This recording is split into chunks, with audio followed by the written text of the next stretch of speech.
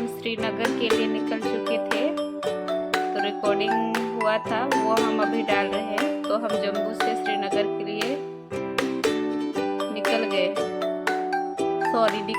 थे।